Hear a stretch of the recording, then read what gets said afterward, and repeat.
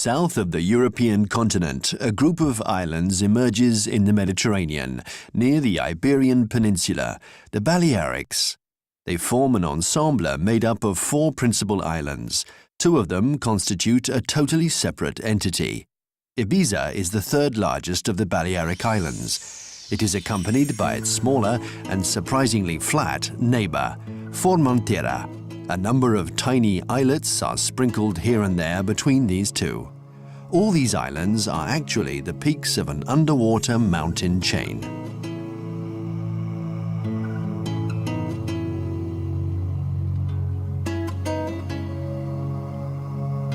Ibiza and Formentera belong to an archipelago known since antiquity under the name of Pitiusas, a term invented by the Greek sailors when they drew alongside these very green isles. Pitiusas in ancient Greek denotes an island covered with pines. Coniferous trees still abound, but they share the land with other vegetation typical of Mediterranean flora. The wildlife of the Pitiusas would be very sparse if it weren't for wild birds who make their stop here in great numbers during their seasonal migrations. Since 2000 BC, the islands have served as an intermediary stop for several cultures. The Phoenicians preceded the Carthaginians, and very quickly successive populations sought protection from foreign threats. Fortifications began appearing from the Middle Ages. In 1983, the Balearics became a self-governing Spanish community, 3 years before Spain became part of the European Union. North Africa is relatively close. The Muslim influence has made itself felt, even in the traditional habitat. The limestone walls have earned Ibiza the nickname White Island. Population shifts were first limited to the Mediterranean Sea, but after the fall of the Roman Empire, people from German origin added their lighter coloring to the physiognomy of the Mediterraneans. Around 40 years ago, Ibiza experienced a wave of immigrants due to a movement born in the United States during the Vietnam War. These expatriates challenged the established order and advocated moral freedom. With their long, unruly hair and pacifist ideologies, these hippies brought their taste for Eastern philosophies and products derived from their craft industry. The hallucinogenic substances offered a different view of the world, providing psychedelic nuances. The community spirit of the hippies and their sense of celebration attracted numerous followers, a state of mind actually found in local traditions. North African influences are very visible, especially in how people dress. They became even stronger after the island of Ibiza had converted to Christianity. Most of the churches didn't appear until the 18th century. The original forest has receded everywhere due to agriculture, as the island's landscape confirms. Despite new techniques and intensive farming methods, the agricultural sector ensures only 1 tiny % of the gross domestic product. In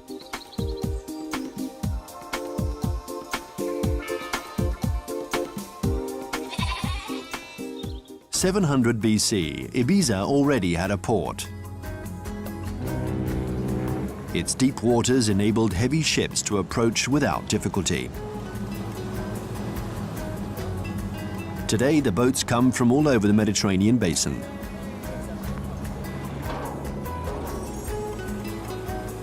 Ibiza lacks natural resources, and supplying the island with drinking water is a recurrent problem. And yet the island has experienced a boost of vitality from its international airport, for example. The infrastructures are able to receive significant numbers of passengers. If we add the number of visitors in a single year, you'd have to multiply the local population by at least 40.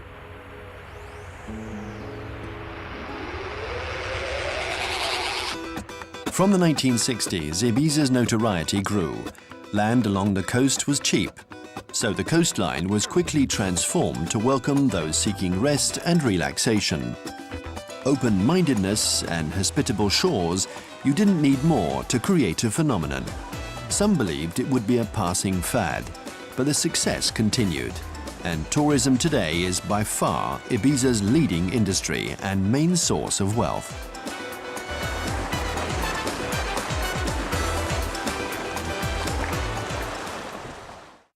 Ibiza's proportions are harmonious. The island is 40 kilometers long by 20 kilometers wide. Ibiza, the main town, was established on a site overlooking the Mediterranean. Its harbour has been known since early antiquity. The neighbouring hills shelters it from the strong coastal winds.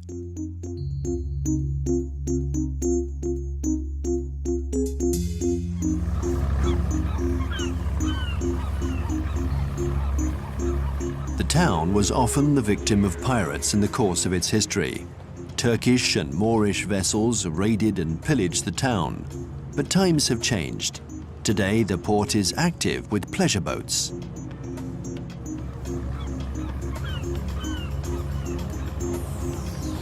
The port of Ibiza hasn't always been this prosperous. After the discovery of America, the Mediterranean ports gradually declined, leaving a good number of sailors out of work. So they were hired as privateers to serve other countries. Privateers were mercenaries authorized to attack merchant ships from enemy lands, not to be confused with pirates that the town tried to drive back. In the mid-16th century, Charles V of Spain himself decided to have a stronghold built.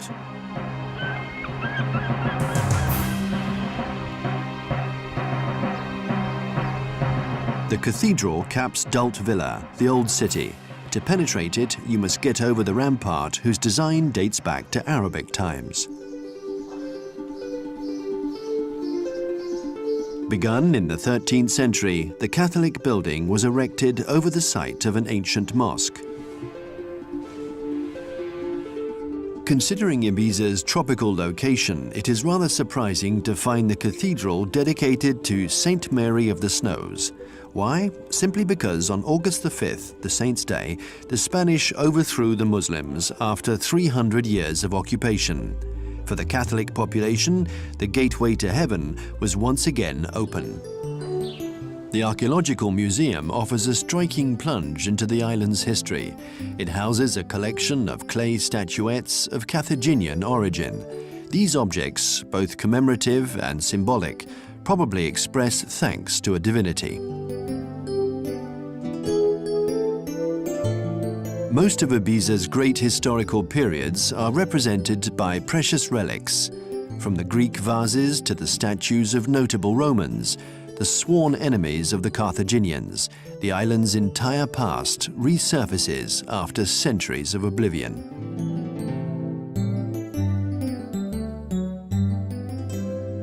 At the foot of the ramparts is nestled the Sa Peña neighborhood. The old fisherman's quarter clings to the hill that dominates the sea. The brilliant whitewashed walls and houses, closed to the outside world, are reminders of Muslim society.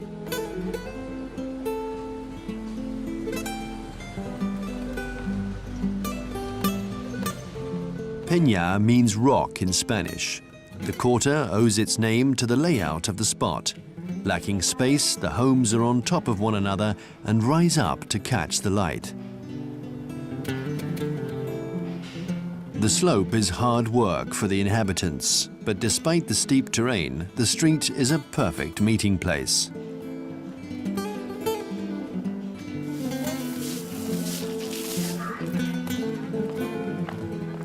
Laundry can dry even in the shade, thanks to the sea air that circulates constantly.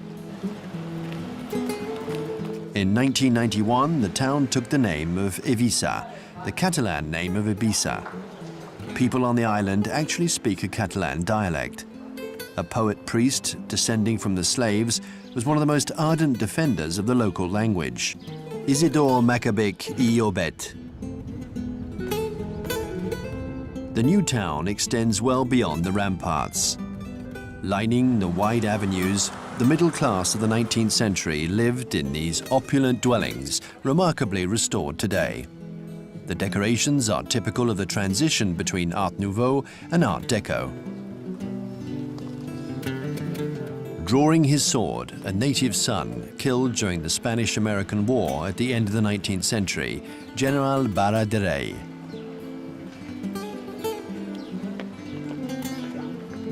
The tranquility of Ibiza conforms perfectly with its patrimony, evidence of a certain way of life. The walls that still hold the town's past are constantly subjected to culture shock. As soon as you reach the beach, though, life takes on a totally different look. Proportions change, the tones are more intense, even the rhythm changes. Day and night, without respite, people party. It never stops, from dusk till dawn, from dawn till dusk.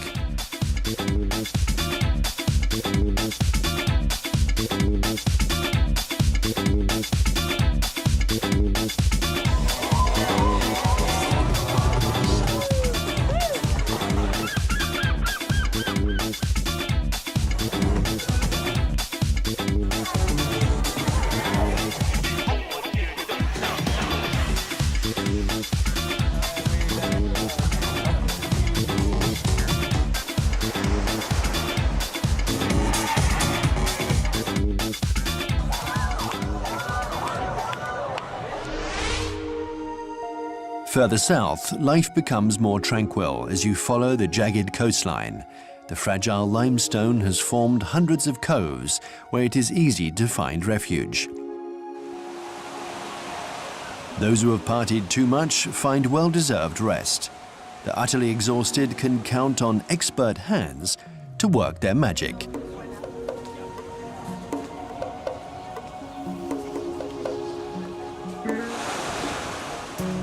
You make good resolutions and take up sports, yet the respite is short-lived, as partying will quickly resume. The Romans also had a flair for parties.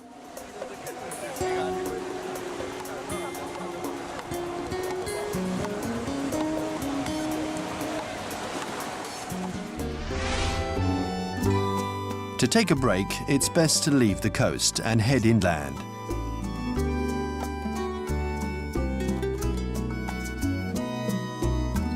In summer, the vegetation has difficulty tolerating the implacable sun. Yet the temperature remains pleasant in Ibiza thanks to the wind.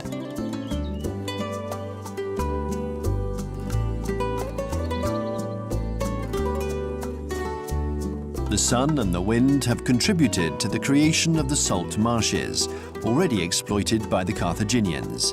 Ibiza used to be called Salt Island.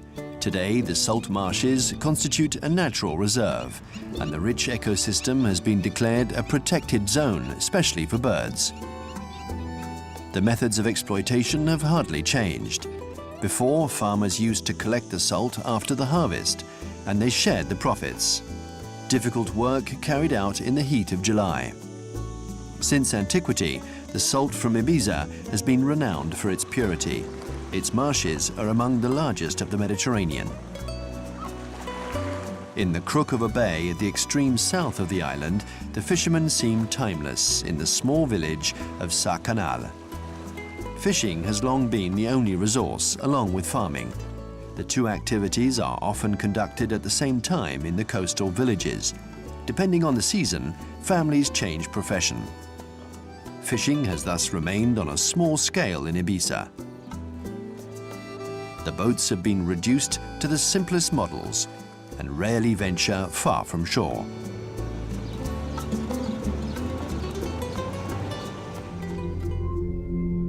Along the entire south coast, Ibiza reveals its jagged contours. The limestone rock appears particularly bare here. Limestone has a weak resistance to salt water, and the seawater is saltier than normal in the Mediterranean, which is particularly enclosed and shallow, and which has significant evaporation.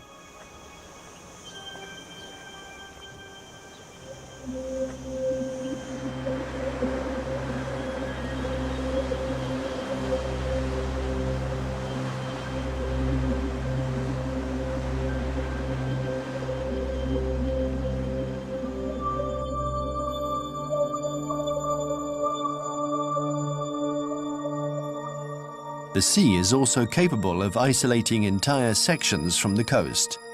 A superb example of this is found in the southwestern part of the island. The rock Es Bedra culminates at 382 meters above the waves. Between the huge rocks and the coast, the ocean's currents can be violent, and the wind stirs the water's surface.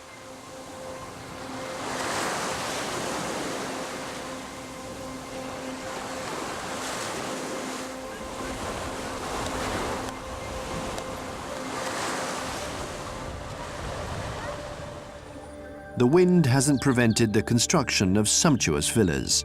Most have been inspired from the traditional habitat in the Mediterranean. The geometric forms, white present everywhere, and the sense of volume have influenced several great modern architects.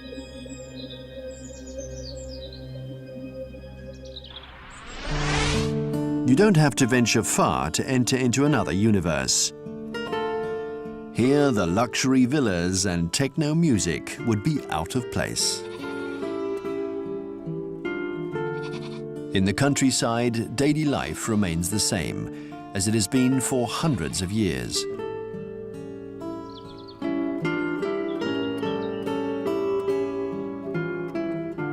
The land produces the essentials, the rest is superfluous.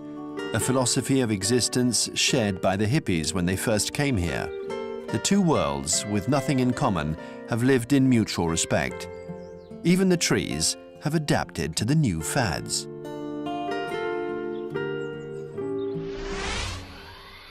At the heart of the San Josep mountain range, we reach Sant Antoni, the highest point of Ibiza, at 475 meters, with an unrestricted view of the south coast.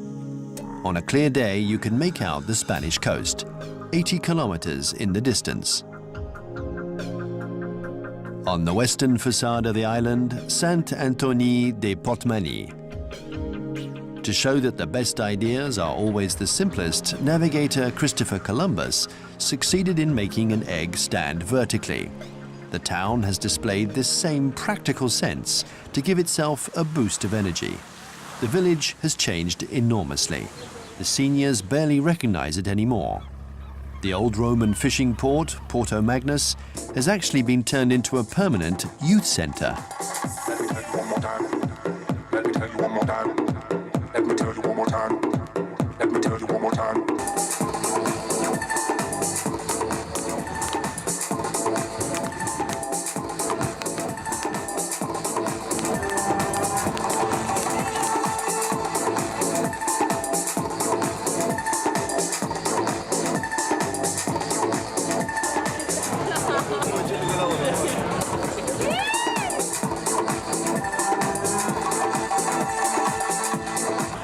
As the last light of day slowly fades, take some time to enjoy the sunset. But this quiet moment is short-lived. The music is too tempting. You quickly fall under its spell. You grow accustomed to it almost immediately and get to know the regulars. I am famous because I am the best pirate you ever met. My boat is the most beautiful.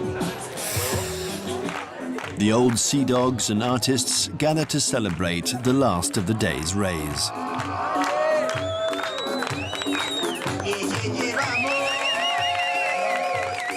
Night may fall in Sant Antoni de Ibiza, but the party continues.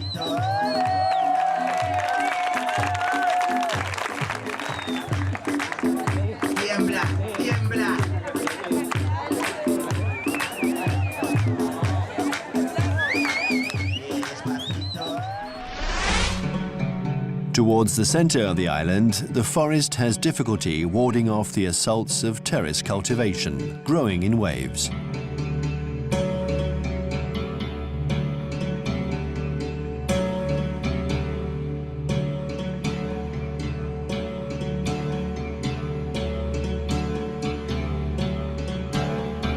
To sustain terrace cultivation and delimit the plots of land, but also to protect them from the wind, kilometers of low stone walls have been erected. In the hamlet of Balafia, the stones have also been used in the construction of towers. The inhabitants used to take refuge there during the time of pirate attacks.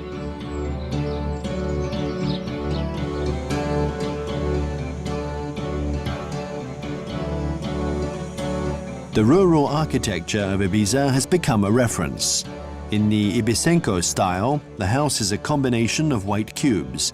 reduced openings and flat roofs, adapted from Moorish architecture. But this is Christian soil, and the littlest village boasts a chapel.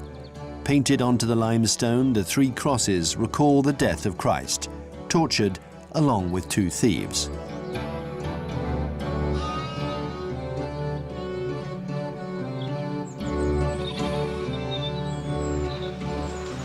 The clayey land is dry but fertile.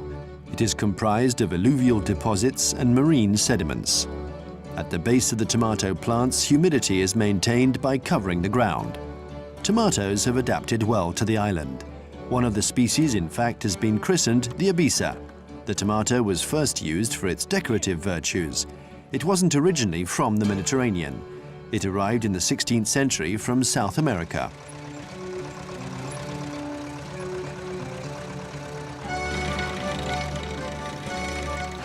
Even if the yields are poor, farming is one of the oldest human activities on the island. The Romans were already cultivating the earth.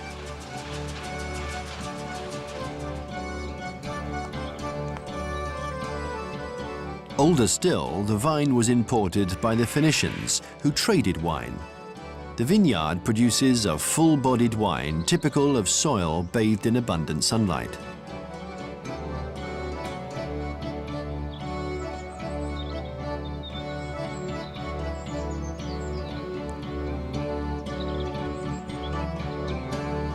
The lines and the contrasts, the reliefs and the textures have attracted numerous artists to Ibiza. The walls are like canvases on which colors spread naturally. Antonio Prats Palbet is a painter and patiently plays with his palette to find all the shades of the island. The light in Ibiza is truly special. It's very intense, for one thing. Plus, there's the scenery that's very important for us. And obviously, we have the sea that always softens the landscape. All this together represents the island. And there's everyday life. It's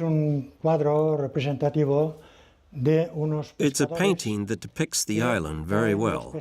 It shows fishermen selling their catch. Or this one. And this one represents a group of farmers who are obviously off to a party or to Mass.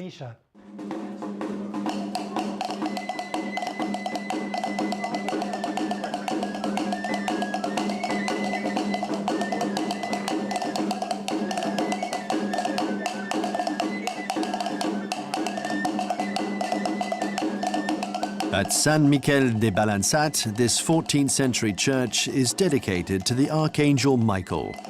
It is used as a set for a traditional dance, the Ball Pages Farmer's Ball.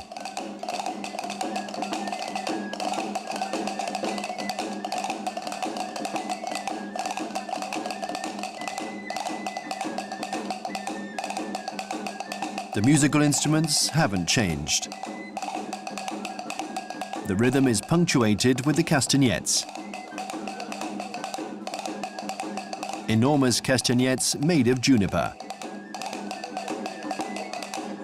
The women seem to glide over the ground. With tiny steps, they move to the melody of an oleander flute accentuated by a pine drum. The men skip and jump about to seduce their companions, who make fun of them. They wear the emprendada, a collection of necklaces. Some of the chains are gold.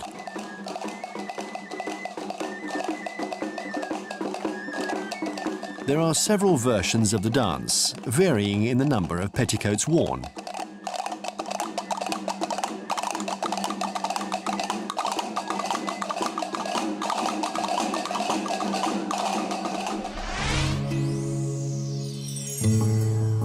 Crossing the rolling hills in a northeasterly direction, we reach a small village, in every respect much the same as the others.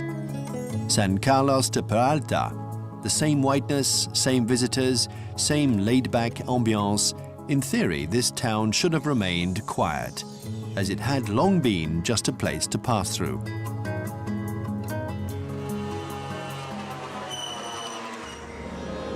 But the arrival of the hippies, who chose the spot as the showcase of their philosophical convictions and their handicrafts, changed all that.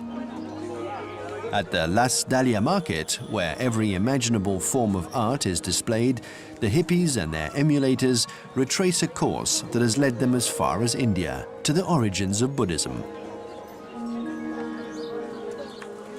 In the 1960s, the hippies made and sold their handicrafts at the market, where people admired their talent. Today, the pieces are no longer made here, but on the Asian continent. As for the ambiance and the entertainment, things haven't changed all that much. Per questo dito qua. Gliene regaliamo? Sono lacrime d'amore perché. E voilà! The manual work, the rallying signs, the prolonged meditation, it's all there. Here we call this the little hippie market of Las Dahlia, because we are authentic hippies. It's the meeting place for the hippies of San Carlos. Being a hippie means to appreciate life in a very natural way. For example, here in Ibiza we have clean, pure air, a lot of sunshine, and an active social life. It's thanks to the hippies that we have all this atmosphere. For the hippies, the island of Ibiza was just one step. Flower power would take them much further. Many remained, however, because of the climate, and especially because the natives tolerated their very personal viewpoints. Some still practice a decorative technique on fabric, originating from Indonesia. Before dyeing the fabric, some parts are coated with wax.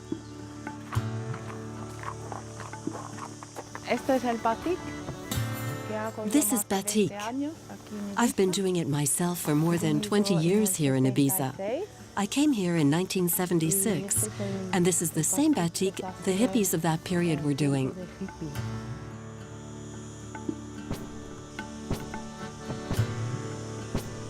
The old hippies have been integrated for a long time into consumer society and the sales circuits.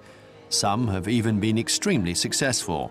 Today they own a thriving business on the island, light years away from their old ideals.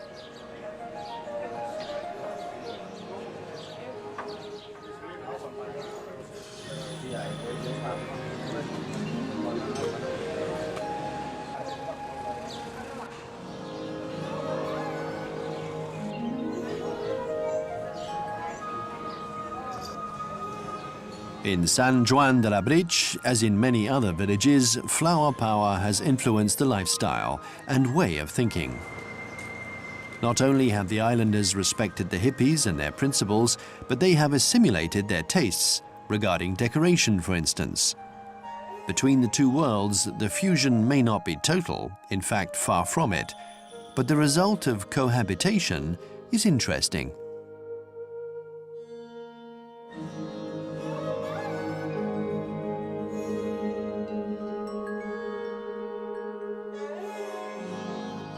June the 24th, the Festival of St. John, one of the most important dates on the local calendar.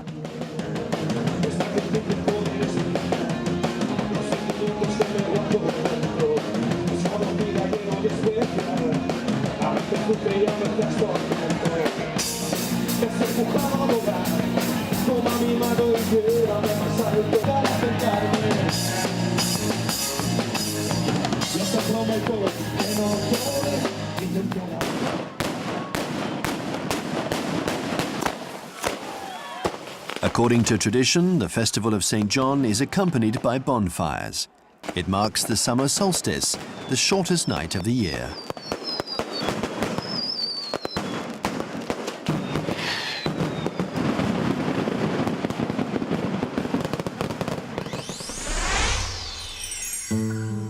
Suddenly, impressive cliffs rise on the north coast.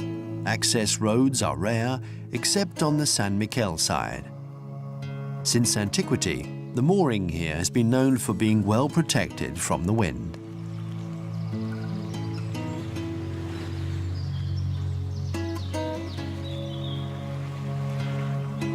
The rocks and shallow waters never seemed to bother the Turkish pirate ships that plundered the coast from the 14th century. So great was the threat that the islanders erected watchtowers to alert one another of attacks.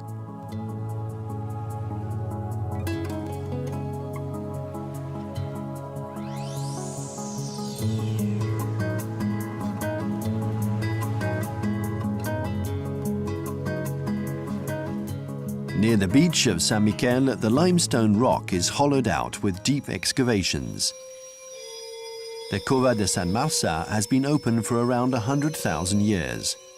Smugglers have been accumulating treasures here for a very long time.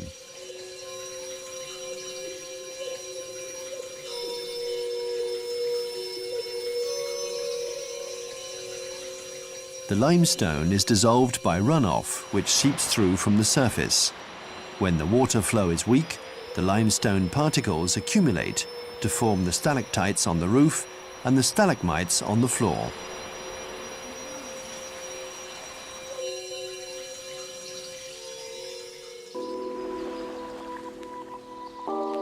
From the other side of the cave, the beach of Beniras. At the crook of a perfect curve, the wind gently blows, just enough to refresh the bathers on the beach.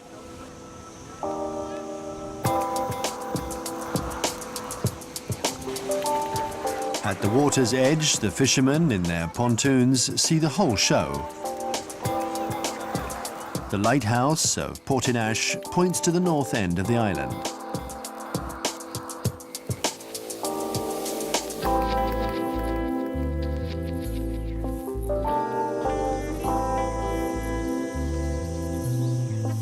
The islanders strive to maintain the traditional architecture in the construction of new residences along the coast.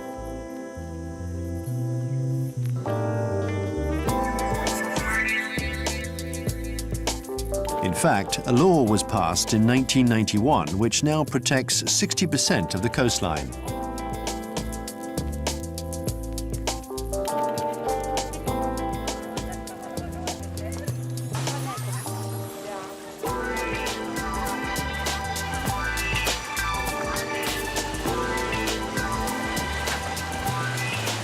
The beaches alternate with calas cut into the rock, spots where the water level sharply rises.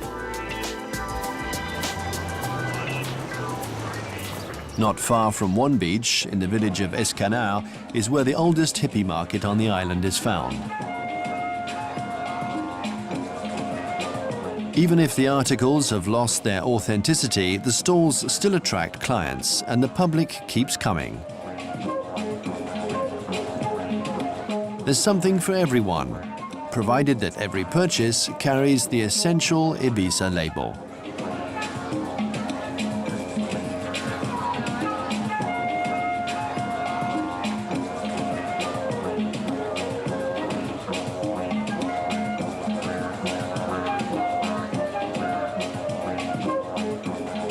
In reality, the market concept has somewhat evolved. This is the hippie market. The name comes from a time when the hippies had started a modest market. Then people began traveling. They brought back more and more things. The craft industry grew over time.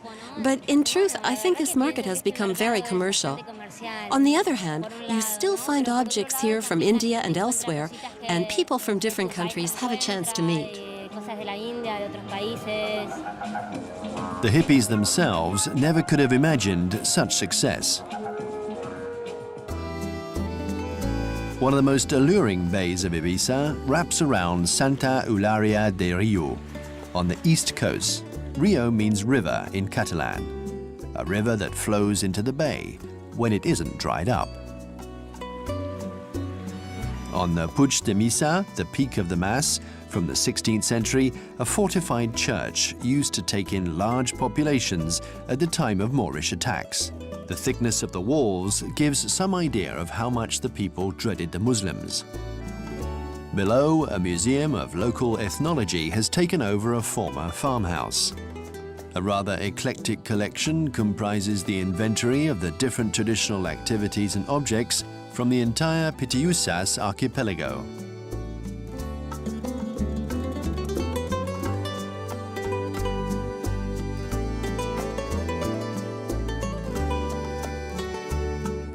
From the beginning of time, artisans have used their expertise to transform materials. Each object has a specific purpose. Glass is wrapped in rope to protect it from breakage, and perishable goods are conserved by drying them. Between the local cheese and the pressing of olives, the museum depicts everyday life as well as festivals in Ibiza.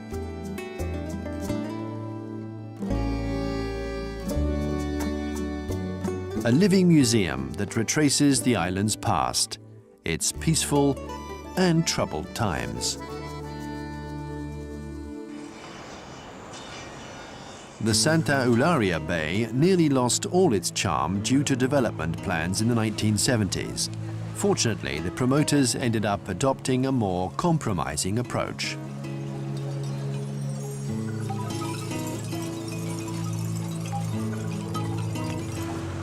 Close to the town hall in Spanish Square, people take time to enjoy life on the shaded terraces.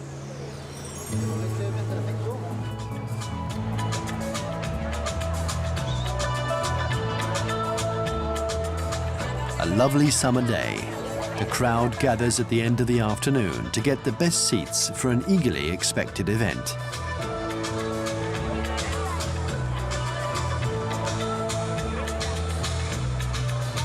Daylight is replaced by artificial lighting. Let the fashion show begin. Ibiza developed its own style in clothing over 30 years ago. It's known as ad lib, an abbreviation of the Latin ad libitum, which means according to one's pleasure.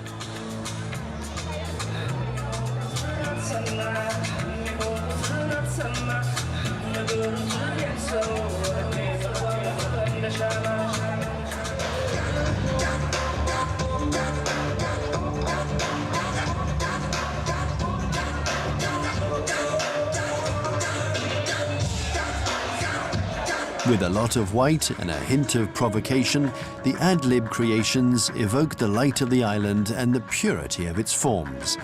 Inspired by the hippies, this lightness has transcended years and generations.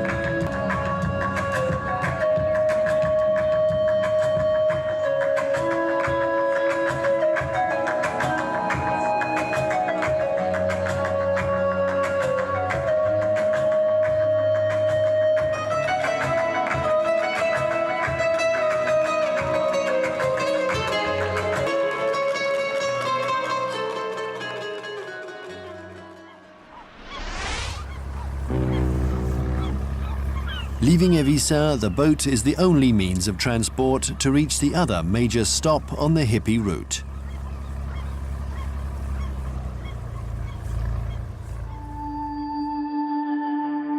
Joined to Ibiza by shallow waters, it is the most southern and smallest of the inhabited Balearics, Formentera.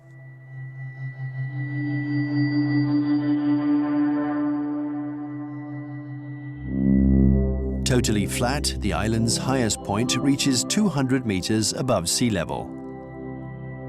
The geological constitution of the island is the same as that of its neighbor, a limestone block worn away by erosion.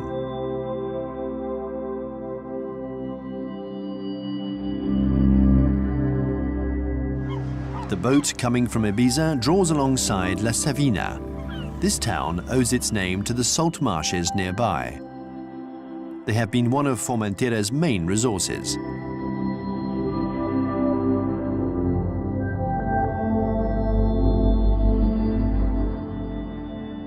The buildings respect the island's profile and are limited in height.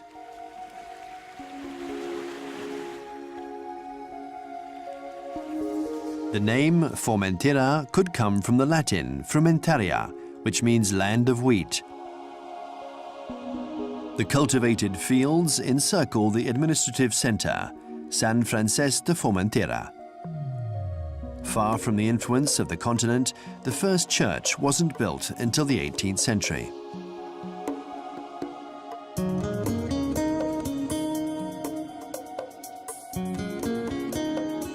An isthmus of 5 kilometers links the two extremities of the island. The long, narrow sandbar is bordered with well-protected beaches. The rocks that dot the water's surface keep the boats at a distance.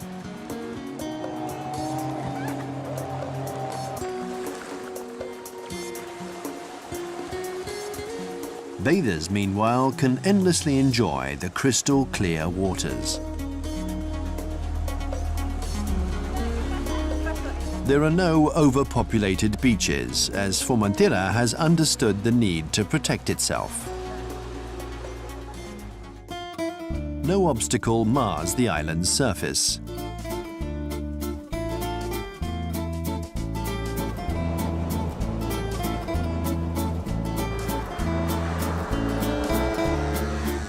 Because of the total absence of hills, the wind is able to blow without restraint.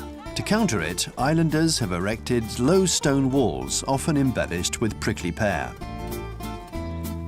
The only mill left is too old and worn out to continue turning. The wind has grazed the island, as flat as the horizon, but one exception breaks the horizontal lines, the lighthouse of La Mola. Another hypothesis is offered by those interested in the origin of the name Formentera. The island is a promontory, which could be derived from the Latin term promontorium. The promontory is colonized by birds. To camouflage themselves, their feathers blend in with the rock. The seagull takes advantage of the ascending currents to fly off.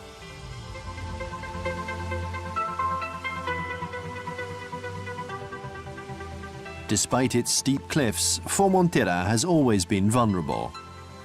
Although it has been inhabited since 2000 BC, it was abandoned for long periods of time due to its insecurity.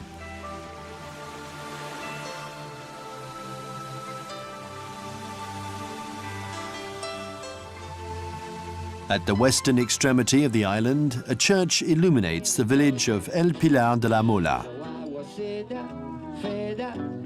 The hippies have also settled in Formentera. The reduced size of the island has made it easy to do business and has helped the hippie culture to survive.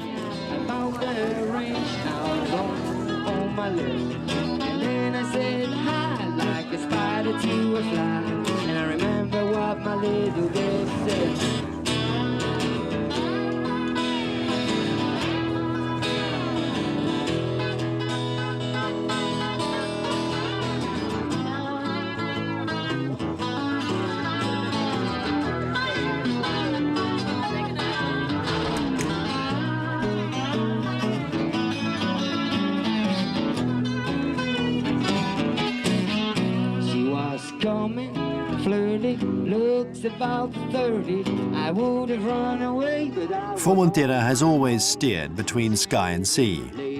By taking care of itself, the island will continue to float without effort among the silvery jewels.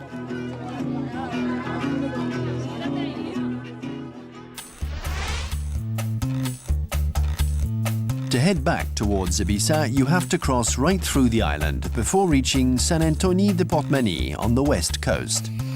A spectacular show is just about to begin. Since the end of the afternoon, people have been rushing to get front row seats. Each day, the show is identical, but it's always a huge success.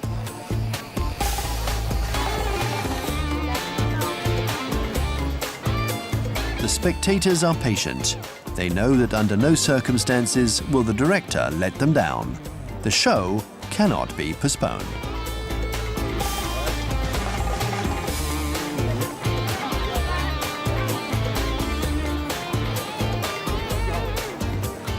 Gradually, the sun, the superstar, colors the horizon with warmer and warmer shades. The boats become silhouettes. The sun descends. The vivid colors soften. And finally, the ball of fire fades. Satisfied, the public applauds.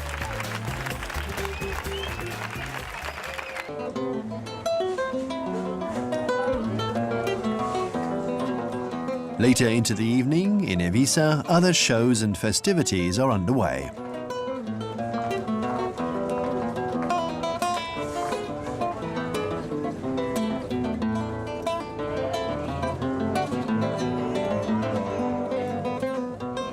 The streets of the old town progressively become livelier.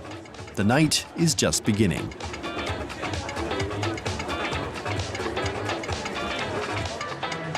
Best to conserve your strength. It's going to be a long party. The night owls begin to appear.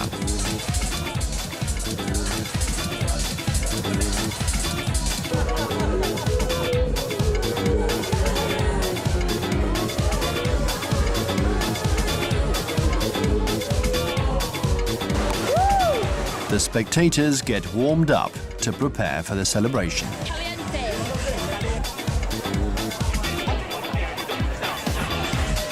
In a group of friends or all alone, people come to have a good time. Just for the weekend, holiday, beach party, fun time. Why? Because it's a nice place, beautiful people, all the day, sun, it's just nice. Everyone loves Ibiza, no doubt about it, even if some folks prefer to remain incognito. In the crowd, the thought is the same. Ibiza #1. You don't go unnoticed by walking on tiptoe.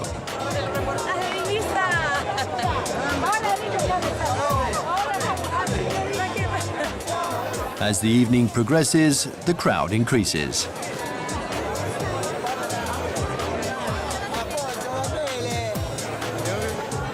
One o'clock in the morning, on Virgin Street, the actors of the late night show parade, the ambience increases.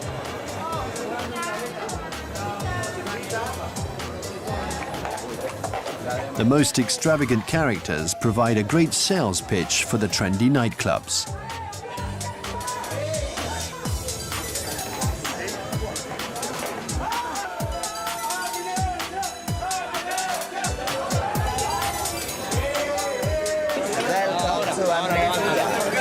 The one and only.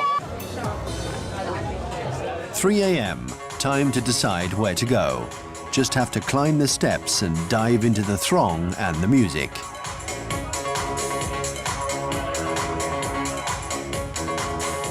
The crowd, the light, and the rhythm blend together.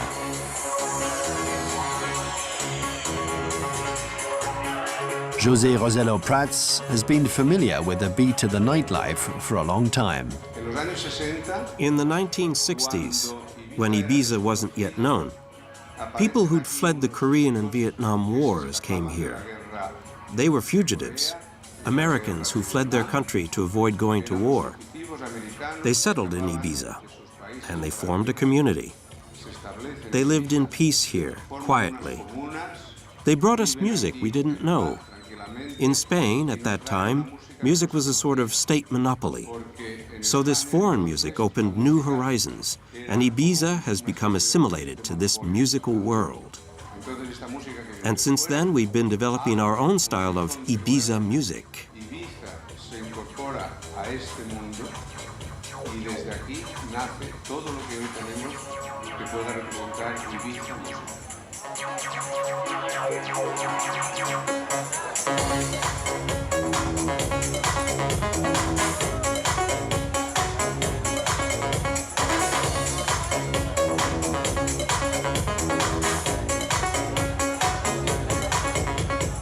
Partying knows no limits in Ibiza.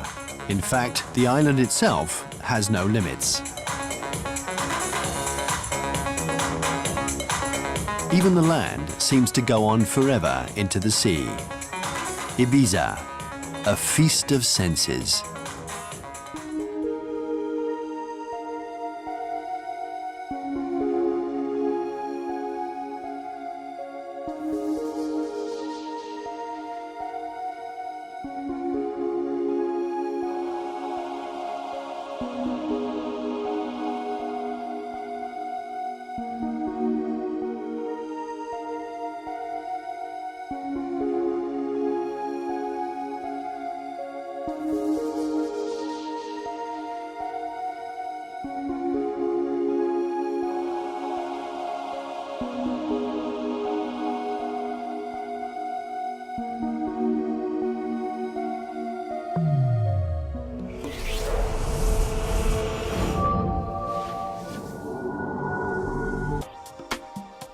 The original forest has receded everywhere due to agriculture, as the island's landscape confirms.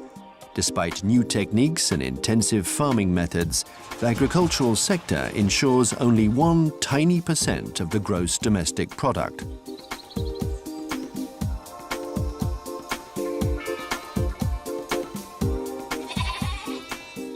In 700 BC, Ibiza already had a port.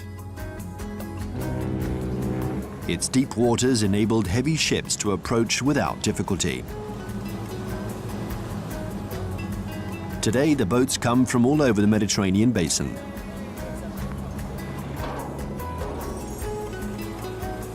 Ibiza lacks natural resources, and supplying the island with drinking water is a recurrent problem.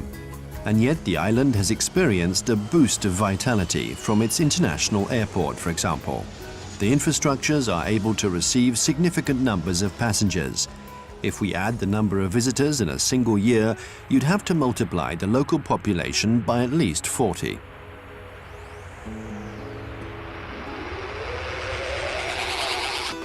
From the 1960s, Ibiza's notoriety grew.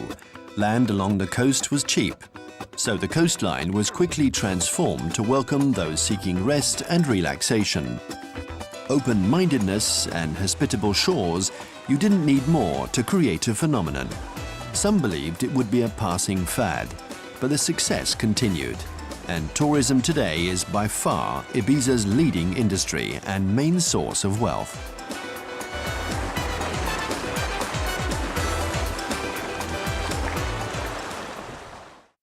Ibiza's proportions are harmonious. The island is 40 kilometers long by 20 kilometers wide. Ibiza, the main town, was established on a site overlooking the Mediterranean. Its harbour has been known since early antiquity. The neighbouring hills shelters it from the strong coastal winds.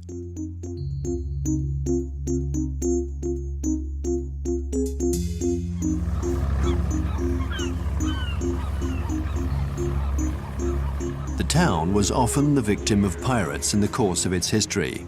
Turkish and Moorish vessels raided and pillaged the town. But times have changed. Today, the port is active with pleasure boats.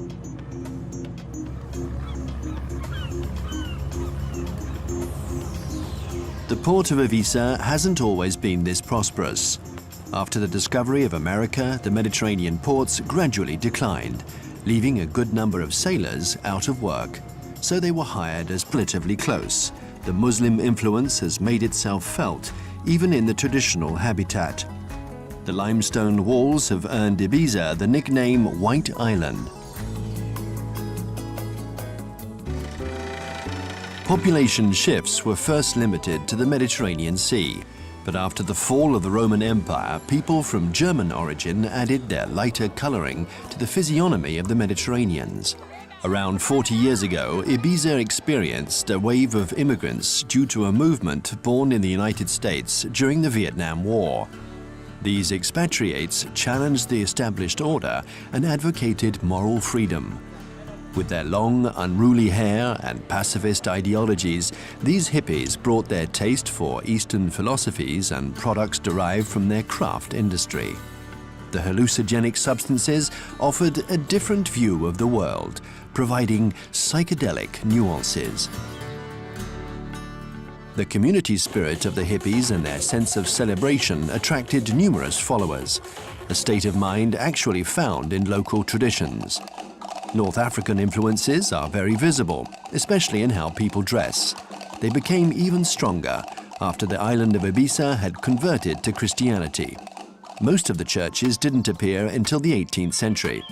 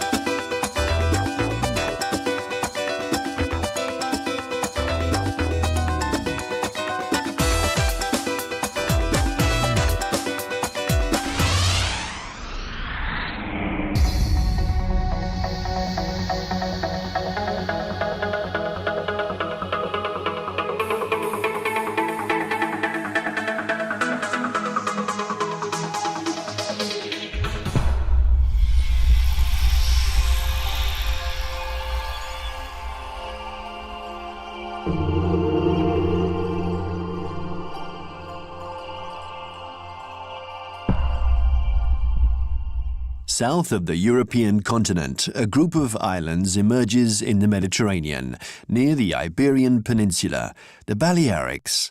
They form an ensemble made up of 4 principal islands. 2 of them constitute a totally separate entity. Ibiza is the 3rd largest of the Balearic Islands. It is accompanied by its smaller and surprisingly flat neighbor, Formentera. A number of tiny islets are sprinkled here and there between these 2. All these islands are actually the peaks of an underwater mountain chain.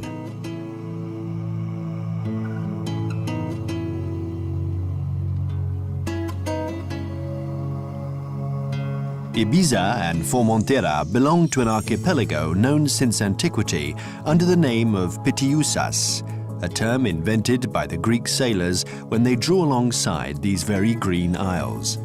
Pitiusas in ancient Greek denotes an island covered with pines. Coniferous trees still abound, but they share the land with other vegetation typical of Mediterranean flora.